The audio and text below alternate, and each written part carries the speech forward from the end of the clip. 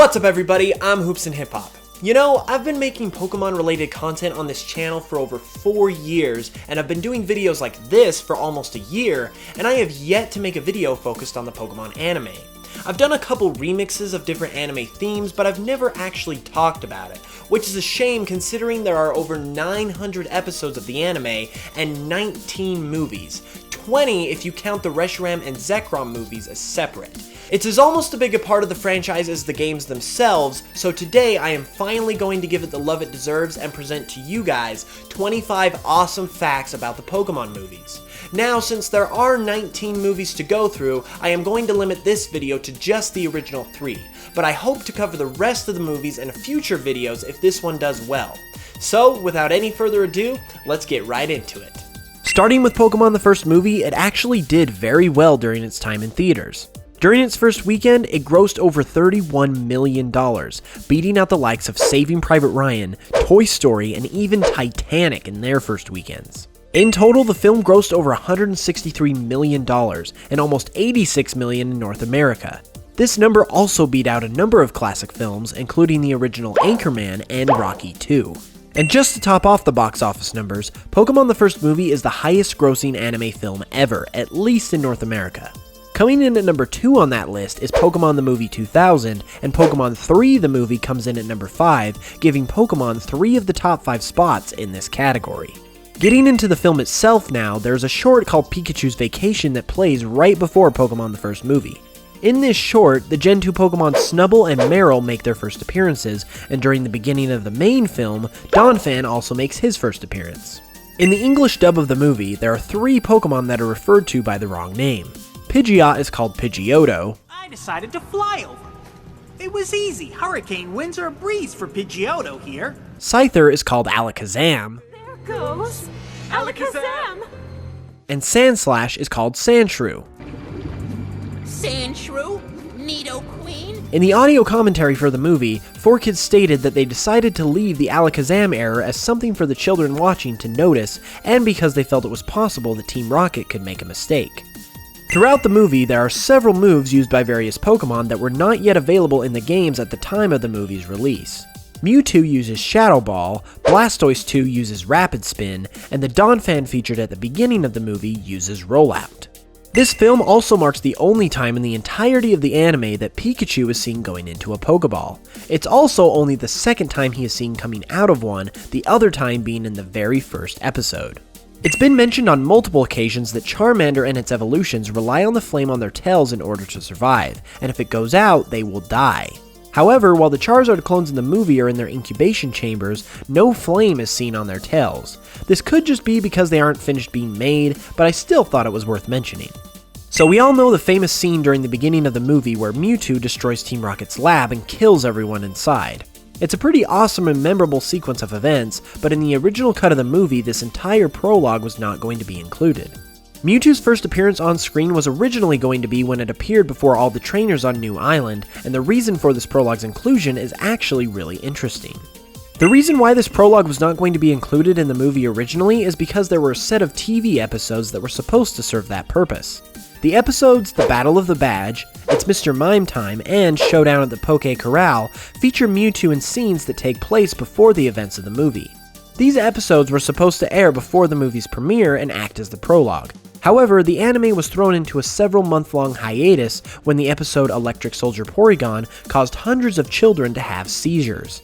This caused the episodes to ultimately air after the movie, which in turn caused the prologue to be included into the film. In addition to the aforementioned prologue, there's also another prologue to Pokemon the first movie that is a little less well known. The Birth of Mewtwo was a radio drama, believe it or not, that was broadcast once a week in Japan leading up to the release of the film. It was later adapted into an anime release and made its way into English as the uncut story of Mewtwo's origin. This special feature was only released in English with the DVD of Mewtwo Returns, explaining why it's a little less well known. It's revealed in this short that the reason Dr. Fuji studies DNA and cloning is so that he can make a clone of his daughter Amber, who died in an accident. While still being developed, Mewtwo grows close to the clone of Amber, but she ultimately dies as well, leaving the young Mewtwo very upset. It is this turmoil within Mewtwo that drives it to destroy the Rocket Laboratory and thus enter into the events of the film. And finally, the last fact about the first movie involves an interesting moment in its very first official trailer. Now, I'm not going to show any of it here because several copies of it on YouTube have already been taken down for copyright, but there will be a link to it in the description if you want to check it out. In the trailer, there is a scene involving Misty, what appears to be her sister Violet, and a young girl who fans have speculated is the daughter of Ash and Misty. The scene shows them all walking in a field looking up at the clouds. Misty appears slightly older, and Ash's Pikachu is seen, although Ash does not appear. None of this is more than just speculation, but it is believed by fans that the first movie was actually intended to be the finale for the anime originally, and that it was going to end with this scene where Ash and Misty end up together happily ever after. The scene seemingly depicts this scenario, and the theory is supported by the fact that Pokemon was originally going to end with Generation 2. It is thought that Ash would have originally become the Pokemon League champion, and then left to pursue greatness in other regions, explaining his absence in the trailer. Moving on to Pokemon the Movie 2000, we have a fact that is pretty funny and awesome at the same time. Herman Cain, who was a candidate for President of the United States back in 2012, actually quoted lyrics from the movie's title track, The Power of One, multiple times throughout his campaign. A poet once said, "Life can be a challenge. Life can seem impossible, but it's never easy when there's so much on the line." Cain, who was obviously trying to hide his love of Pokemon, attributed the quotes to a famous poet and to the closing song of the 2000 Olympics, although neither of these claims were true. When Cain announced that he would be suspending his campaign for president, however, he quoted the lyrics again and finally acknowledged that they came from a Pokemon movie. Sticking with the soundtrack, the famous parody artist Weird Al Yankovic also provided a song for the film. His song, titled Pokmon, doesn't actually make an appearance in the film itself, but instead in the ending credits. So we all know the classic characters Delia Ketchum, aka Ash's mom, Samuel Oak, and Felina Ivy. Well, the reason I bring up their full names is because the first names of each of these characters were first revealed in this movie. Lawrence III, who is the main villain of the movie, began his obsession for collecting with an ancient Mew card, which happened to be the first thing he acquired in his collection.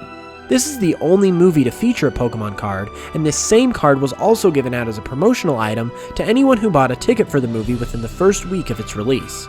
After the first week, Articuno, Zapdos, and Moltres cards were given out instead. Speaking of the ancient Mew card, it was actually going to play a major role in an early version of the movie. However, the movie was rewritten, and all of its appearances, excluding the ending, were cut. Even its brief appearance at the ending was not supposed to happen, and Takeshi Shudo, the chief writer for the movie, acknowledged its appearance was a mistake. Now we move on to facts about Pokemon 3 the movie, and we've got some pretty interesting ones. There are few unknown in this movie that have never been seen anywhere else in the franchise. Some of them actually resemble letters of the Greek alphabet, so it'll be interesting to see if these forms ever make their way into the games. The Entei seen in this movie is not actually a real Entei, but an illusion created by the unknown. Because of this, this is the only movie so far that does not feature an actual legendary Pokemon. Unknown is mentioned as legendary in the movie, but as far as the games are concerned, they are not in fact legendary. Also, and oddly enough, Pokemon 3 the movie was at one point going to feature a Tyrannosaurus Rex. This was quickly scrapped, however, once more Generation 2 Pokemon were officially revealed. There is a Japanese trailer for this movie that features a brief shot of Mewtwo at the entrance to a cave, looking out into a thunderstorm. This could possibly mean that Mewtwo was going to appear in the movie at some point during development. Professor Hale might be a good Pokemon researcher, but he definitely needs some work on his writing. His report on the unknown scene in the movie contains numerous spelling and grammar errors, but I should probably cut him some slack considering it's just a rough translation of Japanese. Still though, you think they would have actually took the time to clean that up. Spencer Hale, as well as Entei, are voiced by Dan Green. Dan Green also voices a number of other notable characters, including Professor Birch, Knuckles the Echidna in Sonic X, and most notably, Yugi and Yami Yugi in Yu-Gi-Oh! In the Pikachu and Pichu short that plays before the movie, Ash is seen releasing his Totodile and Noctowl out of their Pokeballs. However, when this movie premiered in the US on April 6, 2001, Ash hadn't actually caught either of these Pokemon yet. He didn't catch Noctowl until the episode Foul Play, which aired April 28, 2001, and didn't catch Totodile until the episode The Totodile Duel, which aired on May 5, 2001. And last but not least, during the beginning of the movie, Molly and her father are looking through a book of legendary Pokemon, and later in the film, a page in the book is shown that depicts what appears to be Volcarona. Not only does it look like Volcarona, but in the picture it's also acting as a sun, which Volcarona is also said to have done. There is a really good theory on this subject over on Arizo's channel, so be sure to check it out. And there we have it. Hopefully you guys learned a few things today, and hopefully you found this video interesting. Like I said in the intro, if this video does well enough, I'll consider making a couple more videos about the rest of the movies in the future. So if that's something you'd like to see, be sure to share this video and let me know in the comments below. Also, be sure to like this video if you enjoyed it, and subscribe for more Pokemon content. And as always, until then, I'll smell you guys later.